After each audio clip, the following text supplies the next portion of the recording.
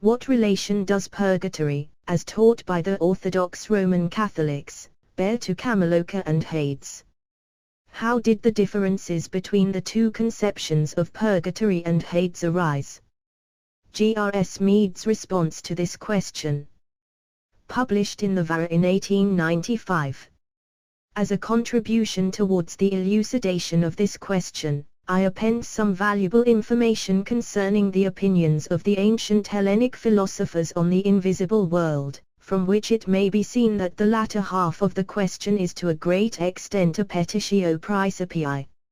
As the pages of the Vahan are limited, I shall content myself with reproducing some striking passages from Thomas Taylor's admirable dissertation on the Iliasua and Bacchic mysteries.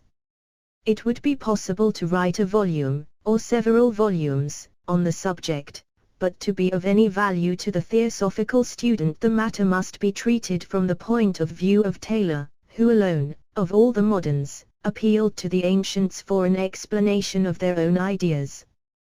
The rest of the critics, almost without exception, consider it their duty in life to criticize their own misconceptions of the ancients, and so foist upon them absurdities of which it was impossible for them to have ever dreamed. And now for the authorities quoted by Taylor.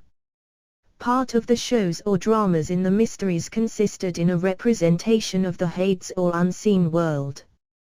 Thus Clemens Alexandrius, Stromatius 3, writes, Pindar, speaking of the Iliasua mysteries, says, "Blessed is he who, having seen these common concerns in the underworld, knows both the end of life and its divine origin." And Proclus, in his commentary on the Politicus, says that Plato, in the Phaedo, venerates, with a becoming silence, the assertion delivered in the arcane discourses that men are placed in the body as in a prison, secured by a god, and testifies, according to the mystic ceremonies, the different allotments of purified and unpurified souls in Hades, their several conditions, and the three-forked path from the peculiar places where they were, and this was shown according to traditionary institutions, every part of which is full of a symbolical representation, as in a drama, and of a description which treated of the ascending and descending ways, of the tragedies of Dionysus, Bacchus or Zagreus, the human soul, the crimes of the Titans, the three ways in Hades, and the wanderings of everything of a similar kind. The three ways are probably the higher Kamaloka, the intermediate realm, which is a shadowy representation of the earth, and the lower levels. Thus the soul's punishment and existence hereafter are nothing more than a continuation of its state at present, and a transmigration, as it were, from sleep to sleep, and from dream to dream.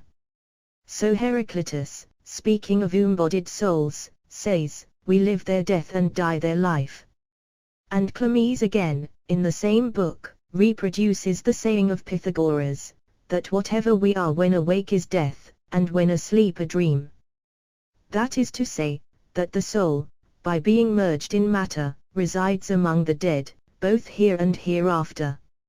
And Ploius, Ennead, I8 The soul therefore dies as much as it is possible for the soul to die, and the death to her is, while baptized or immersed in the present body, whether gross or subtle, to descend in matter, and be wholly subjected by it, and after departing thence to be there till it shall arise and turn its face away from the abhorrent filth. This is what is meant by falling asleep in Hades, of those who have come there. And so Plato, Republic 7, speaking of him who is made by the exercise of his higher reason, Buddhi, to define the idea of the good and separate it from all other objects, that is to say, who is skilled in the discrimination of the self from o-self, or spirit from matter, called by the Vedatis 8 Mumavivka remarks, shall we not say that he is sleeping and dreaming away his present life, and before he is roused, will descend into Hades, and there be profoundly and perfectly laid asleep. For existence in Hades is sleep, as compared to the perfect wakefulness of the true spiritual existence.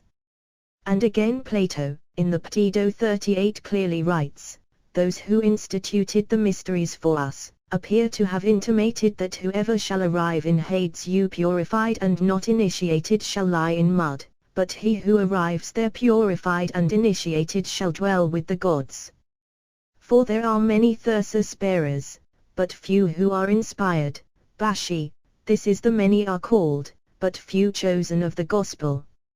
And Ploius, on the beautiful, Ed, one speaking of the myth of Narcissus, writes, hence as Narcissus by catching at the shadow plunged himself in the stream and disappeared, so he who is captivated by beautiful bodies, and does not depart from their embrace, is precipitated, not with his body, but with his soul, into a darkness profound and repugnant to intellect, the higher soul, through which, remaining behind both here and in Hades, he associates with shadows.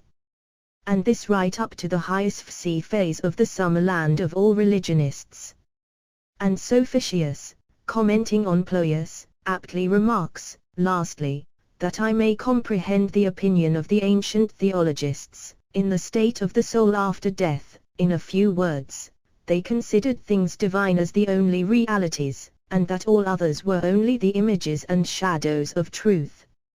Hence they asserted that provident men, who earnestly employed themselves in divine concerns, were above all others in a vigilant state. But that improvident men, i.e., without foresight but who pursued objects of a different nature, being laid asleep, as it were only engaged in the delusion of dreams, and that if they happened to die in this sleep, before they were roused, by instruction in the mysteries, they would be afflicted with similar and still more dazzling visions in a future state, i.e., in the summer land of the higher planes of Kamaloka, and even in the lower planes of Devachan. And that as he who in this life pursued realities, would, after death, enjoy the highest truth, the higher planes of Devachan, so he who pursued deceptions, such as the literalism of mythological religion, would, hereafter, be tormented with fallacies and delusions in the extreme, as the one would be delighted with true objects of enjoyment, so the other would be tormented with delusive semblances of reality. But enough, for the present, on this most interesting subject.